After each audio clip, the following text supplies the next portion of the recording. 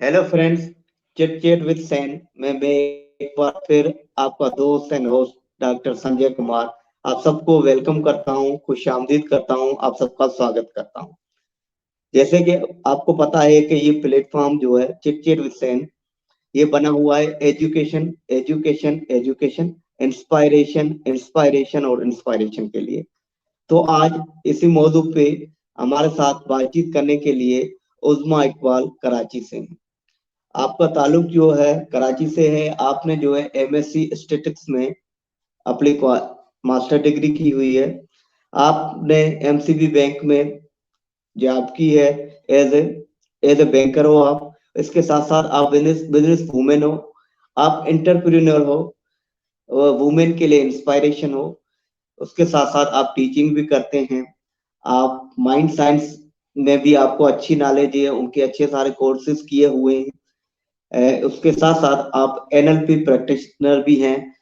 तो ये मैंने आपके बारे में ब्रीफ इंट्रो करवा दिया है। मैं आपसे गुजारिश करूंगा, सबसे पहले मैं आपका मशकूर हूँ और ममनून हूँ और आपको इस प्लेटफॉर्म पे वेलकम करता हूँ। अस्सलाम वालेकुम, वेलकम। वालेकुम अस्सलाम। थैंक यू डॉक्टर संजय, बहुत शुक्रिया मुझे यहाँ इनवाइट करने के लिए।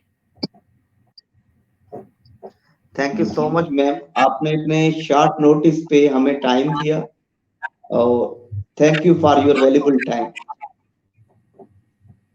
जी, यू वेलकम। आपने मुझे ज़ाहिर है अप्रोच किया और आपकी जो है बातचीत अच्छी है और आपने मुझे कहा कि लोगों को कुछ यानी गाइड करना है एजुकेशन के हवाले से, माइंड साइंस के हवाले से, बिजनेस के। तो आप आके अपने ख्यालात शेयर करें तो अच्छी बात है कि हमारी वजह से किसी को फ़ायदा पहुँचे। तो इसलिए मैंने आपकी जो है इनविटेशन को एक्सेप्ट किया। अच्छा काम है जी, ये। और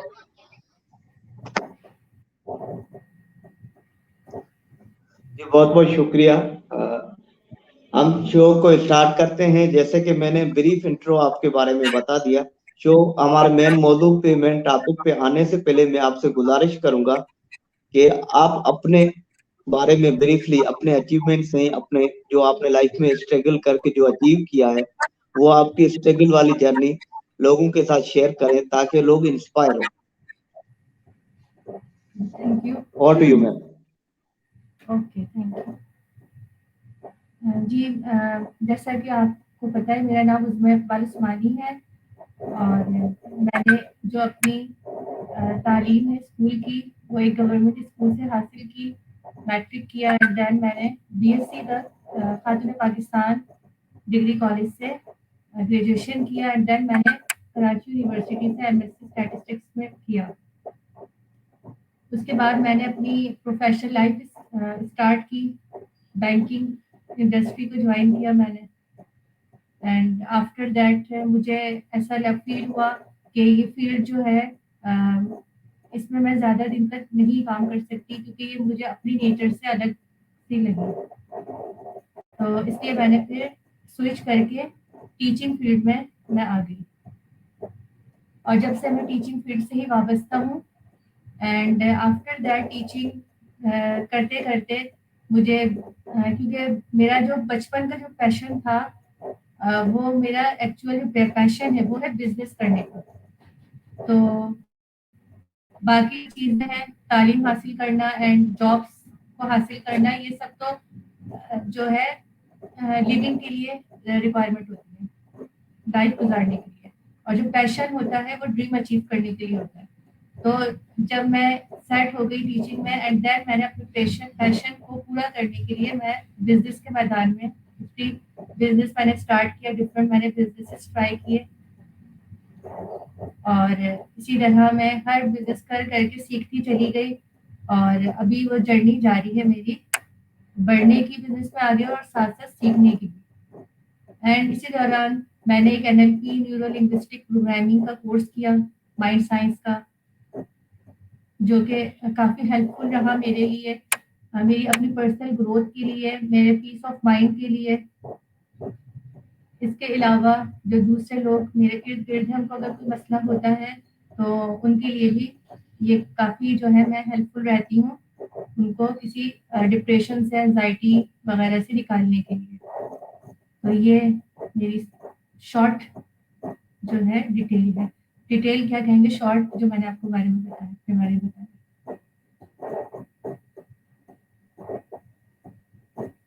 जी मैम, बहुत बहुत शुक्रिया। आपकी बड़ी इंस्पायरिंग जर्नी है। अ,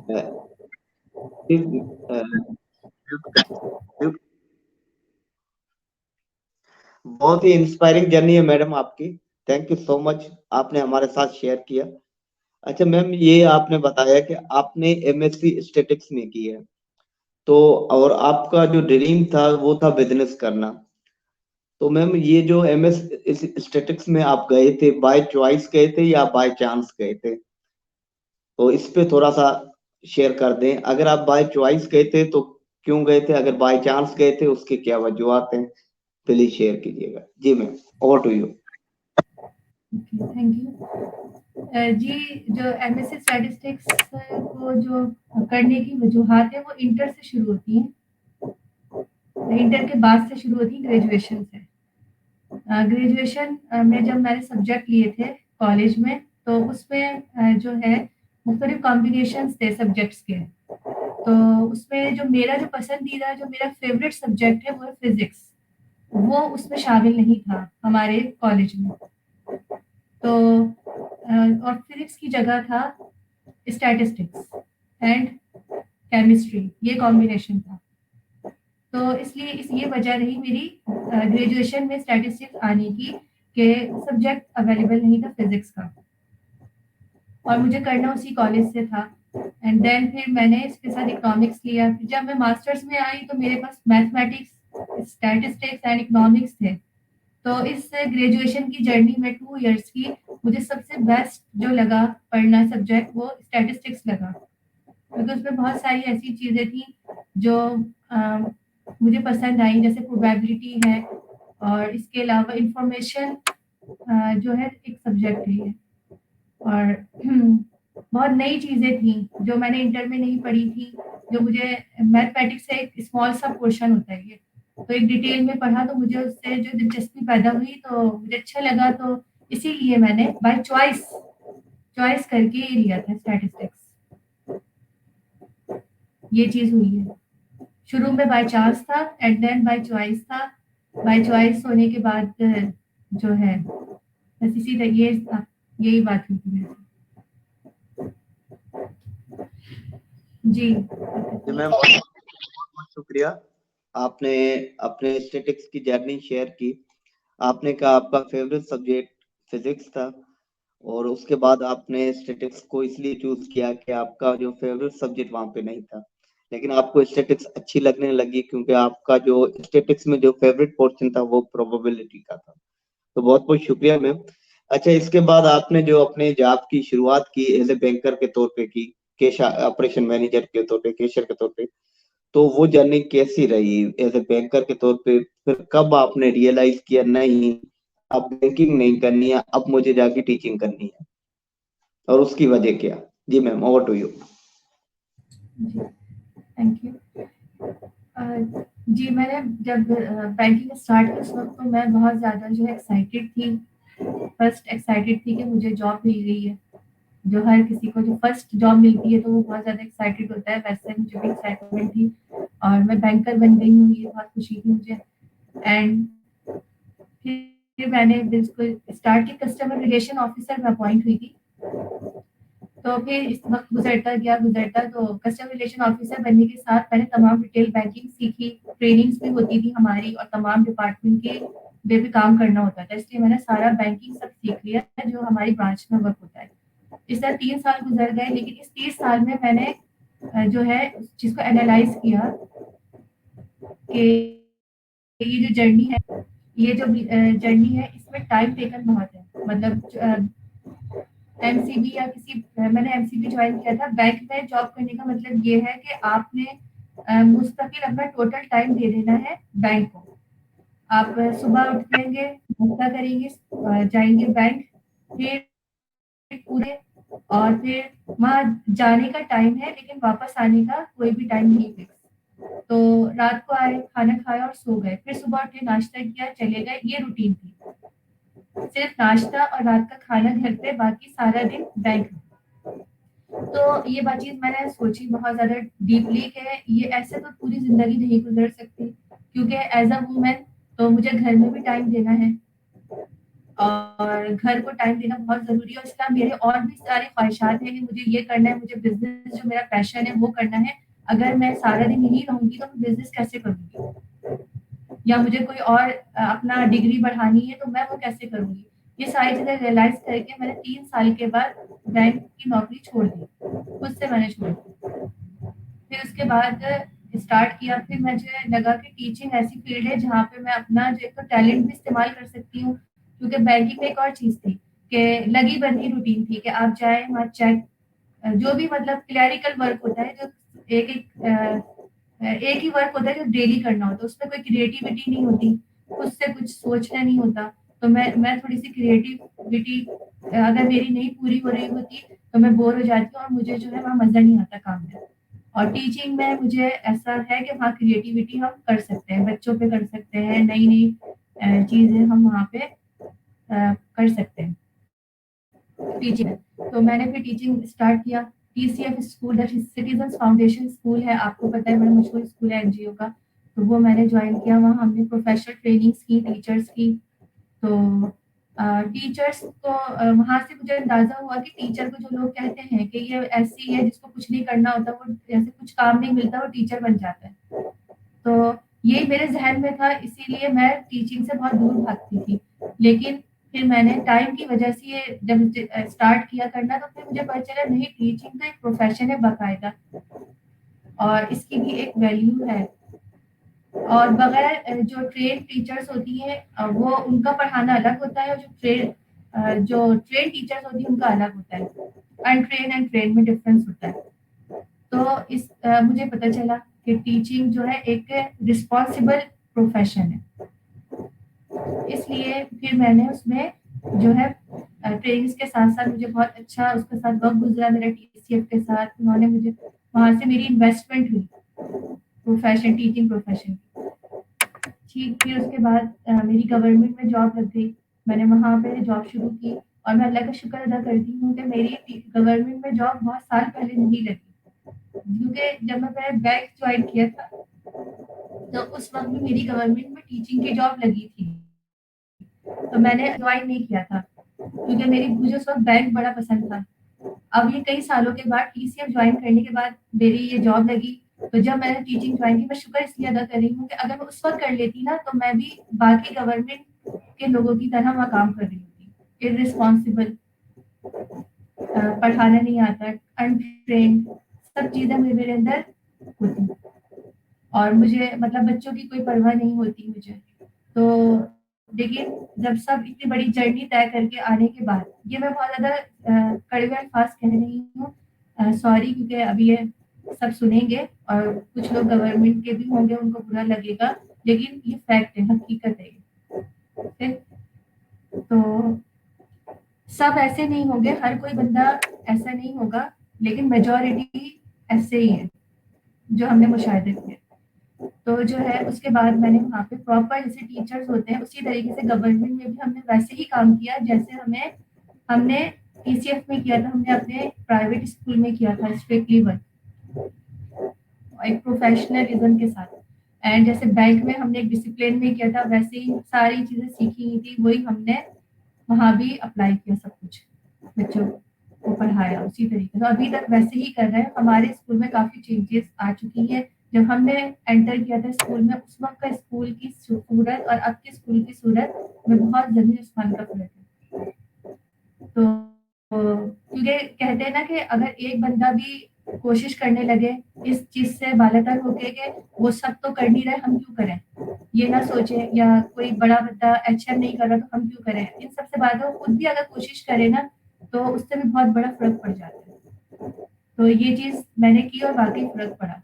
किसी को नहीं देखना कोई हमारी तारीफ कर रहा है या नहीं कर रहा, या कोई कर रहा है या कर रहा, इन सब चीजों को इग्नोर, यानी इन सब चीजों को लाए नहीं जहन में और काम किया। तो ये था। फिर उसके बाद मैंने इसी दौरान मैंने अपना बिजनेस स्टार्ट किया। मैंने ये तो मेरी टीचिंग की थी और टीचर मैं अभी भी हूँ। और इसी दौरान मैंने बिजनेस स्टार्ट कर दिया, उसका बेबी डिस्पोजेबल डायपर्स का स्टार्ट किया एंड रीसेलर्स मैंने बनाए, उसको एक अलग मॉडल पे मैंने किया एंड देन मैंने क्लॉथिंग का भी किया एंड कोरोना आ गया, मैंने ऑनलाइन काम शुरू किया। मैंने एक प्रोडक्ट की उसकी सोल डिस्ट्रीब्यूटरशिप ली, ऑफिस खोला, वेयर हाउस बनाया, कोरियर सर्विस में वो अपना अकाउंट खोल के पूरी पाकिस्तान में अपना माल बेचा, रीसेलर्स बनाए एंड देन फिर मैंने जो है ये जो दूसरा बिजनेस ऑनलाइन बिजनेस एक ई कॉमर्स का बिजनेस ज्वाइन किया। इस तरीके से ये मेरी जर्नी रही है अभी तक। Thank you. बहुत बहुत शुक्रिया मैम। बड़ी इंस्पायरिंग जर्नी है और बड़ी जो जैसे आपने बताया कि टीचर बड़ी रेस्पॉन्सिबिलिटी वाला प्रोफेशन है। हमारे यहाँ कहते हैं कि टीचर जो है सेकंड मदर है बच्चे की। तो टीचर बिल्कुल बच्चे की, जैसे कहते हैं ना कि किसी बिल्डिंग की इमारत की जो बुनियाद एक ईंट रखती है, तो टीचर वो है, वो बच्चे की जिंदगी का मुस्तकबिल का जो मेहमान जो मुस्तकबिल का बच्चा बनता है उसका बुनियाद जो है वो टीचर बनाता है। तो नो डाउट आपने एक और चीज अच्छी की, वो कड़वे शब्द शब्द नहीं थे, बल्कि मेरे हिसाब से बड़े सरल भाषा में आसान जबान में आपने बताया कि गवर्नमेंट जॉब के जो टीचर हैं वो रेस्पॉन्सिबिलिटी बहुत बहुत सारे कुछ होंगे, लेकिन बहुत सारे मेजॉरिटी जो है वो इस रेस्पॉन्सिबिलिटी को एज ए रेस्पॉन्सिबिलिटी समझ के नहीं करते। वो जस्ट इसलिए करते हैं कि सैलरी आएगी पहली तारीख को और बस उस हिसाब से वो जॉब करते हैं। और आपने जो ड्यूरिंग आपकी जर्नी के दौरान जो आपने प्राइवेट स्कूल में जो टीचिंग की है, उससे जो आपने सीखा वो आपने अपने इस गवर्नमेंट जॉब में अप्लाई किया। That's really incredible.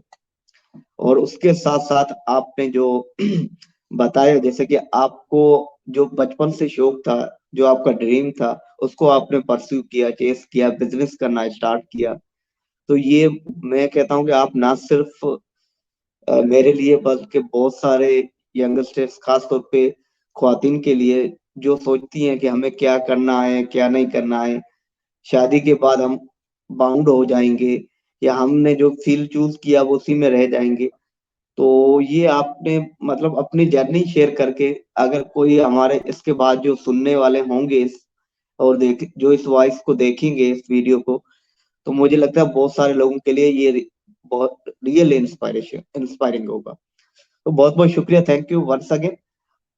जैसे मैम आपने बिजनेस का अपना बताया कि मैंने ये बिजनेस स्टार्ट किया है, मतलब इस तरीके से, तो खासतौर पे यंगस्टर्स को जो छोट मतलब कुछ ट्राई करते नहीं है, मतलब थोड़ा बहुत शॉर्टकट में बिलीफ रखते हैं कि फायदा नहीं हुआ छोड़ दो, अब काम नहीं करना है, अब नया स्टार्ट नहीं करना है। तो उनको किस तरीके से समझाओगे कि बिजनेस में कैसे बढ़ना है, किस तरीके से स्टार्टअप लेना है, youngster both boys and girls दोनों के लिए। Over to you ma'am. Thank you. देखिए यंगस्टर्स का सबसे पहला काम है कि अपनी एजुकेशन कंप्लीट करें, जो करनी होती है, अपना जो भी ग्रेजुएशन करना है, मास्टर्स करना है, उसको कंप्लीट करें। उस दौरान वो जो है ट्यूशन पढ़ाएं या फिर अपने लिए कुछ अर्निंग भी करें, अर्निंग का जरिया भी करते रहें। और ट्यूशन सबसे बेस्ट जरिया है। और उसके बाद वो या किसी शॉप पर वो चले जाएं, सेल्समैनशिप करें पार्ट टाइम में, ताकि उनको अंदाजा हो कि मार्केट में क्या हो रहा है और कस्टमर्स के साथ कैसे डीलिंग होती है, सेल्स कैसे होती है। सही। इस तरह से वो अपनी जर्नी को अब अर्निंग की जरिया भी बना सकते हैं और सीखने का भी जरिया बना सकते हैं। पार्ट टाइम 1-2 घंटा वो दें इन चीज़ों में अपने पढ़ाई के साथ साथ। जब वो पढ़ाई से फारिग होंगे तो वो बिल्कुल ही कोरे नहीं होंगे कि जैसे कि फर्स्ट टाइम वो जॉब के लिए निकले हैं या किसी बिजनेस के लिए, तो उसमें ये होगा कि उनके तो फ्रॉड के चांसेस कम होंगे, कोई उनसे फ्रॉड नहीं कर सकेगा, चीटिंग नहीं कर सकेगा। नहीं है, थोड़ा सा वो कॉन्शियस होके करेंगे और बात को समझ के करेंगे। एंड देन अब जैसे यंगस्टर्स हैं उन्होंने कर लिया अपना प्रोफेशनल एजुकेशन हासिल कर ली, अब वो मैदान में आए हैं जॉब करना। तो ये है कि जॉब एक प्रैक्टिस होती है, एक अर्निंग का जरिया भी होता है लिविंग के लिए। वो तो हर किसी को करनी होती है ताकि उसके पास कुछ पैसे आए। ठीक है, पैसे आते हैं, उससे सीखता भी है, वो लोगों के साथ उठना बैठना और टीम वर्क में किस तरह काम होता है, ये सब सीखता है। उस दौरान उसको मुस्तकिल तौर पे ये नहीं सोच लेना चाहिए कि अब मैं जिंदगी भर जॉब ही करता रहूंगा और ये बहुत अच्छा कंफर्टेबल है, जाओ और बस एक ही जैसा लगा धंधा काम करो और जिंदगी भर अपने लिए वो ना बनाए गोल। ये तो सिर्फ एक खाने पीने का जरिया है, घर की रोटी और जो भी है इससे चलता है।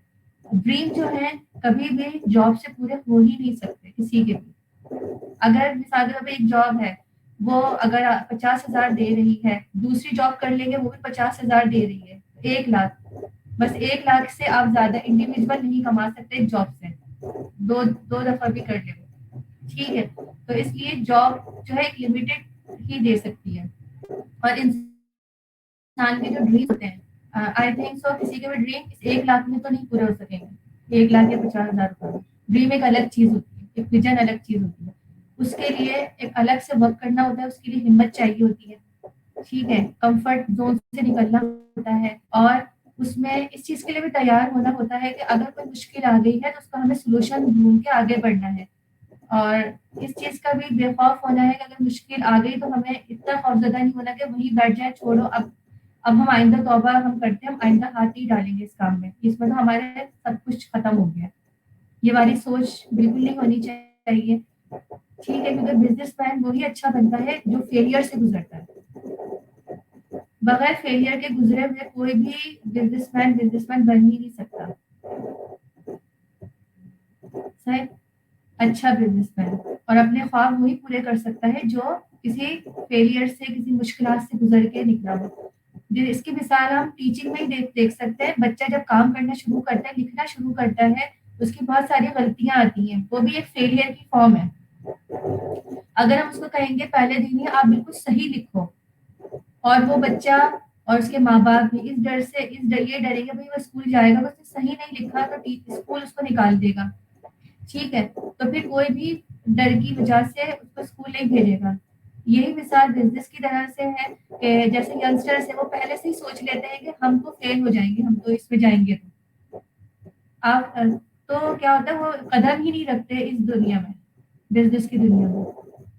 तो सबसे पहले तो ये खौफ निकालना है अपने अंदर से, बेखौफ होके और दाखिल जैसे कायदे आजम ने भी एक बात बहुत अच्छी उनका है और कि मैं पहले फैसला कर लेता हूँ। ठीक है, उसके बाद उसको जो भी फैसला होता है उसको बेहतर मैं ही बनाता हूँ क्योंकि फैसला मैंने किया है। कुछ इस तरह का उनका है। और एक एंटरप्रेन्योर वो होता है जो पहाड़ से छलांग लगाने के बाद अपनी परवास डिसाइड करता है, अपने पंख निखारता है। तो ऐसा बेखौफ होना चाहिए और यंगस्टर्स को तो होना चाहिए, उनके सामने तो पूरी लाइफ पड़ी है। कोई बात नहीं, अगर एक दफा हो गए दूसरी मर्तबा भी कर लेंगे, दूसरी मर्तबा हो गए तीसरी मर्तबा खड़े हो जाएंगे। दुनिया में कई ऐसी मिसालें मौजूद हैं जो कई मर्तबा बिल्कुल जीरो पे आके फिर वो उठे हैं और उन्हीं का नाम हम किताबों में देखते हैं। सही, उन्हीं के नाम लोग गुन गाते हैं उन लोगों के नामों के जो जीरो पे गए और फिर उठे हैं, ऐसे लोग हैं। है, तो ये मेरा यंगस्टर्स को कहना है कि सबसे पहले तो हिम्मत करें और हिम्मत पकड़ें, खौफ और डर को निकालें। हर जगह मुश्किलें होती है, जॉब में भी मुश्किलें होती हैं, बल्कि जॉब की मुश्किलें तो बिजनेस की मुश्किल से ज्यादा मुश्किलें हैं। वो तो डेली टेंशन है, बॉस की भी, अपने साथ एम्प्लॉयज जो काम कर रहे हैं टीम, क्योंकि हर वक्त डर लगा रहता है कौन हमारे खिलाफ पीछे साजिशें कर रहा है, कौन हमारी टांगे खींच रहा है। तो ये तो मुस्तकिल 40 साल तक की टेंशन है। उससे बेहतर ये है कि बिजनेस की थोड़ी सी आप डर अपना खौफ दूर करके उसमें एंटर हो और वहीं से सीख कर आप आगे बढ़े और अपने विजन और जो ड्रीम है जो बचपन में आपने देखे थे उसको आप पूरा कर सकें। Thank you.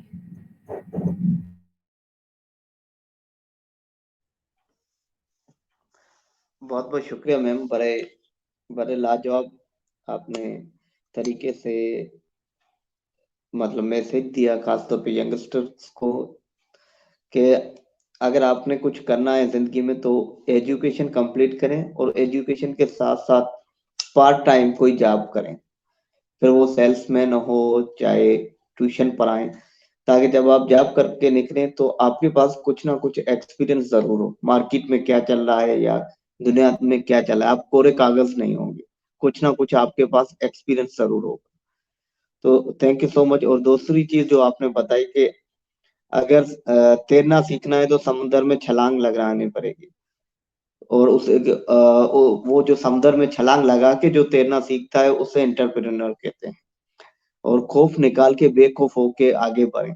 तो बहुत बहुत शुक्रिया मैम, बड़े अच्छी चीजें आपने शेयर की यंगस्टर के लिए। मैं आपका ज्यादा टाइम नहीं ले रहा हूँ, सिर्फ एक दो क्वेश्चन और बिकॉज मैंने आपकी प्रोफाइल पढ़ी थी, वो बड़ी मुझे इंस्पायरिंग लगी। तो एनएलपी से मेरा भी थोड़ा बहुत ताल्लुकात है, माइंड साइंस से, और बड़ा अमेजिंग टॉपिक है। और आजकल के दौर में एनएलपी की बहुत मतलब क्या कहते हैं ज्यादा जरूरत है। इस पे हम डिटेल अलग सेशन करेंगे विथ योर परमिशन। फिलहाल आप मुझे एनएलपी के बारे में थोड़ा बहुत, मुझे और मेरे जो सुनने वाले हैं, व्हाट इज एनएलपी और किस तरीके से ने एनएलपी ने आपकी लाइफ, पर्सनल लाइफ या आपकी प्रोफेशनल लाइफ में आपको हेल्प की। और do you ma'am? Thank you doctor Sanjay. देखिए एनएलपी जो है वो एक न्यू माइंड साइंस है, न्यूरो लिंग्विस्टिक प्रोग्रामिंग इसकी फुल फॉर्म है। और ये न्यू इन्वेंशन है, 1974 में ही इन्वेंट हुई है और इसके फाउंडर्स भी मौजूद हैं और डिफरेंट कंट्रीज में कोचिंग भी लेते हैं, कोर्सेज भी करवाते हैं वो। एनएलपी जो है वो बनी ही इस चीज़ पर है कि दुनिया में जो भी लोग काम कर रहे हैं, कामयाब लोग, आप उनकी कॉपी कर सकते हैं और आप भी उन्हीं की तरह के रिजल्ट दे सकते हैं। तो एनएलपी बनी इस बुनियाद पर थी, इस रिसर्च की बुनियाद पर। अगर कोई मिसाल में खुश है तो आप भी उसकी कॉपी करके आप खुश हो सकते हैं, ठीक है। तो और दूसरा माइंड को कंट्रोल करना, आप अपने माइंड को किस तरह कंट्रोल कर सकते हैं, ये सब एनएलपी में सिखाया जाता है, बताया जाता है। एंजाइटी से कैसे बचा जा सकता है, स्ट्रेस से कैसे बचा जा सकता है, नेगेटिव थिंकिंग से कैसे बचा जा सकता है, फोबिया से कैसे बचा जा सकता है, ये सारे जो हैं। और अपनी लाइफ में कैसे आगे बढ़ा जा सकता है। अगर अपने आप लाइफ में कोई मसला आ गया है, कोई जॉब में मसला आ गया, कोई बिजनेस में मसला आ गया है, तो किस तरह का अपना थॉट प्रोसेस रखना है, वो एनएलपी के मॉडल्स बताते हैं कि उसको बिल्कुल कूल एंड काम होके बंदा उन प्रॉब्लम से निकलता चले जाता है। तो ये एनएलपी बहुत हेल्पफुल है जिंदगी की हर फील्ड के लिए, चाहे वो घर की फील्ड हो, रिलेशनशिप की फील्ड हो, चाहे वो बिजनेस फील्ड हो, जॉब की फील्ड हो, पर्सनल डेवलपमेंट की हो, कोई सी भी फील्ड हो, हर एक में ये काम करती है एनएलपी। और जी, आपने जैसे कहा कि मेरी लाइफ में कैसे चेंज किया, मेरी लाइफ में बिल्कुल ऐसे ही चेंज किया, क्योंकि मेरे पास भी सारी फील्ड्स हैं, रिलेशनशिप भी है, जॉब भी है, बिजनेस भी है, पर्सनल ग्रोथ भी है, सब कुछ है। तो मेरी हर चीज़ में काफ़ी चेंज आया है और थॉट्स में चेंज आया है। जैसे पहले कोई अगर मैं किसी मसले में थी, पड़ जाती थी, तो मैं उसके बारे में बेइंतहा सोचती थी, बहुत ज़्यादा ओवर थिंकिंग करती थी, तो वो मेरी चीज़ें रिमूव हो गई। इसके अलावा मेरे सराउंडिंग में जो लोग हैं, उनके लिए मैं काफ़ी हेल्पफुल रही हूँ कि अगर किसी का कोई मसला होता है, वो मुझे आके बताता है, तो मेरे पास जो भी नॉलेज होती है, उसके ज़रिए मैं उनसे 2-3 बातें करती हूँ, उनका मसला वहीं पर सॉल्व हो जाता है। तो फर्स्ट एड, क्योंकि मैं ये नहीं कहूँगी मैं बहुत ज़्यादा एक्सपर्ट हूँ, लेकिन फर्स्ट एड जो होता है वो मैं दे सकती हूँ थ्रू एनएलपी। तो जो अभी न्यू लोग हैं उनको एनएलपी चाहिए, ताकि जो मेंटली जो होते हैं ना, पीसफुल होने के लिए, फर्स्ट एड के लिए ये नॉलेज होनी चाहिए हर एक के पास एनएलपी की। जब मैंने स्टार्ट की थी उस वक्त एनएलपी को कोई जानता नहीं था, जो हमारे टीचर्स ने स्टार्ट करवाई थी उस वक्त लोगों को पता ही नहीं था एनएलपी होती क्या है। अभी ज्यादा अरसा नहीं गुजरा, 5-6 साल पहले की बात है, अब ये ज्यादा हर जगह पे एनएलपी का नाम सुनने में आ रहा है ज्यादा। तो उस वक्त 5-6 साल पहले किसी से कहते थे एनएलपी, तो उनको एक अजीब सी बात लगती थी, ये क्या चीज है। साइकोलॉजी तो एक अलग चीज है, तो साइकोलॉजी समझते थे कि साइकोलॉजी है। तो साइकोलॉजी तो एक अलग ही सब्जेक्ट है कम्प्लीटली, एनएलपी इज डिफरेंट। तो नई चीज को एक्सेप्ट करना भी बहुत एक टाइम लगता है, और जो शुरू में एक्सेप्ट एक्सेप्ट कर लेते हैं चंद लोग, फिर वही एक दूसरों को एक्सेप्ट करवाते हैं कि ये भी एक चीज है। जब उनकी लाइफ में चेंज आने लगता है बात जो है उसको फॉलो करते हैं। तो यही एनएलपी के साथ भी हो रहा है, और बाकी हर जो नई चीज है उसके साथ होता यही है। और जो फर्स्ट जो विजनरी लोग होते हैं वो उसको समझ लेते हैं और फिर वही उस फील्ड के बादशाह बन जाते हैं आज। तो ये भी एक थोड़ा मैसेज मेरे लिए लोगों के लिए ये भी है कि जब कोई नई चीज आपके सामने आए तो आप ये ना सोचें कि भाई ये तो किसी ने नहीं किया, हमारे हमारे आसपास वो ये सोच लाने के बजाय अपने माइंड को ओपन कर दें। जब माइंड ओपन होता है देन कोई चीज अंदर आती है। जब कोई विजन पैदा होता है उसको सुनने के कम से कम सुने, उसके बारे में कुछ सोचें, तो कुछ सोचें भी, कोई नई चीज जब भी सामने आए। बस ये एक और मैं कहना चाहती हूँ। Thank you. मैम बहुत बहुत शुक्रिया। एनएलपी ने आपने बड़े ब्रीफ में बड़े हाईलाइटेड पॉइंट एनएलपी की आपने शेयर कर दी। मैं भी ऑनेस्टली नो डाउट मैं इस फील्ड से रिलेटेड हूँ, लेकिन मैंने भी एनएलपी का नाम जो 3 साल पहले सुना था। उससे पहले मुझे एनएलपी के बारे में जीरो आइडिया था। तो थैंक यू सो मच जिस तरीके से आपने शेयर किया इसकी ब्रीफ हिस्ट्री के एनएलपी की जो फाउंडर हैं उन्होंने जब इसकी रिसर्च की थी वो 1974 में इन्होंने स्टार्ट किया था। इसका फुल फॉर्म जैसे न्यूरो लिंग्विस्टिक प्रोग्राम है, ये आपके लाइफ में जो आपके पर्सनल प्रोफेशनल रिलेशन में मदद करता है। जो दुनिया के कामयाब इंसान हैं उनकी टेक्निक्स को कॉपी करके आप भी जिंदगी में मतलब आप भी उनकी तरह बन सकते हैं। जिसका आपने मिसाल दिया, कोई खुश है तो उस वो किस वजह से खुश है, कोई कामयाब है तो वो किन टेक्निक्स की वजह से कामयाब है। उन टेक्निक्स को लेके हम आगे बढ़ सकते हैं।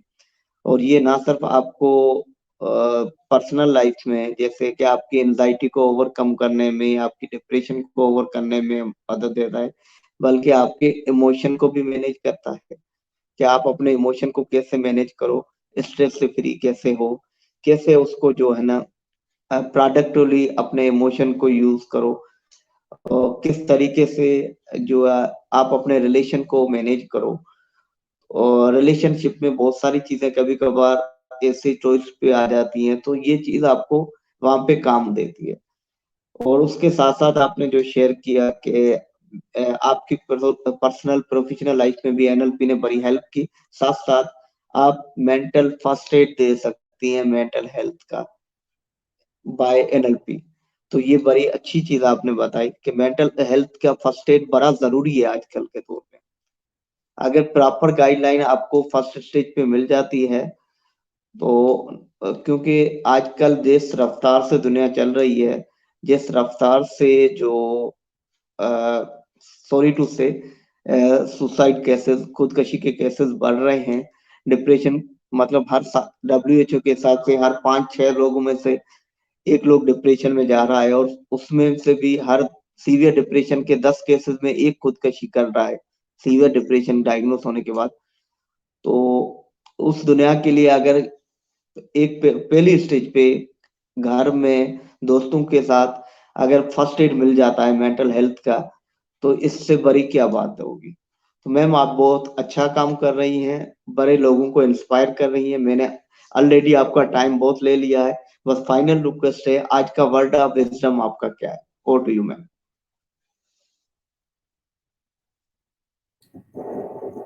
Thank you so much doctor साहब।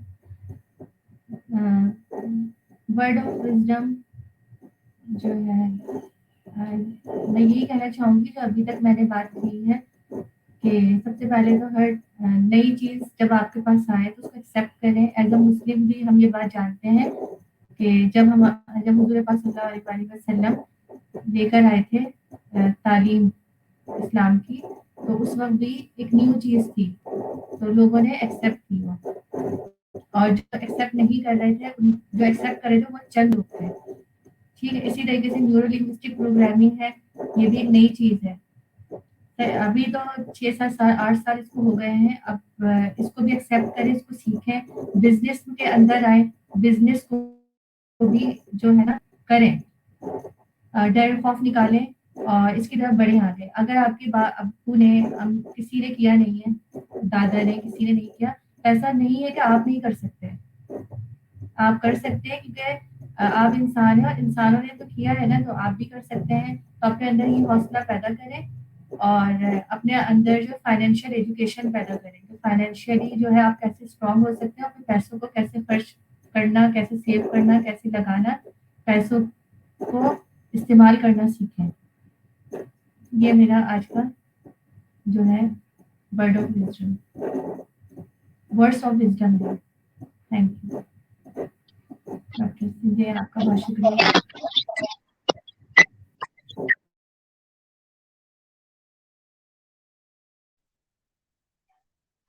Thank you so much. बड़ा इंस्पायरिंग सेशन रहा आज का, बड़ा एजुकेशन रहा। जो हमारा मकसद होता है कि जो भी गेस्ट आते हैं, वो मेन मकसद हमारे शो का यही है, एजुकेशन एंड इंस्पायरिंग। तो thank you so much ma'am, बड़े इंस्पायरिंग वर्ड्स हैं लास्ट आपके, कि बिजनेस करने से खौफ ना रखो, अपने आप को फाइनेंशियली एजुकेट करो कि किस तरीके से पैसों को मतलब बढ़ाना है, कहाँ लगाना है, क्या करना है, और नए चैलेंज को, नई चीज को एक्सेप्ट करो, खुद को अपडेटेड रखो।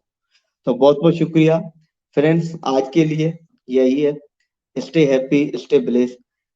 नए नए शो के साथ, एक नए गेस्ट के साथ आएंगे, फिर कुछ नया सीखेंगे। खुश रहें और लोगों को खुश रहने दें। बाय बाय एंड नमस्कार। Thank you ma'am once again. Thank so much ma'am.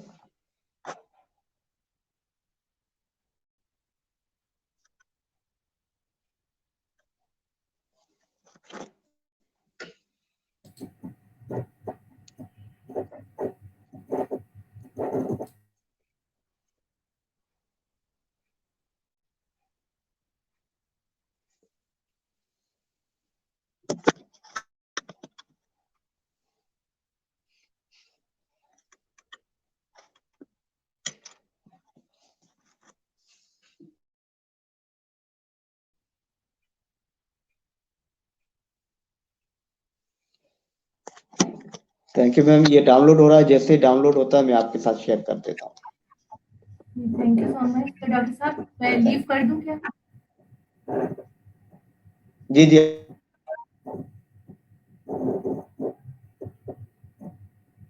ठीक है, मैं लीव कर देती हूँ।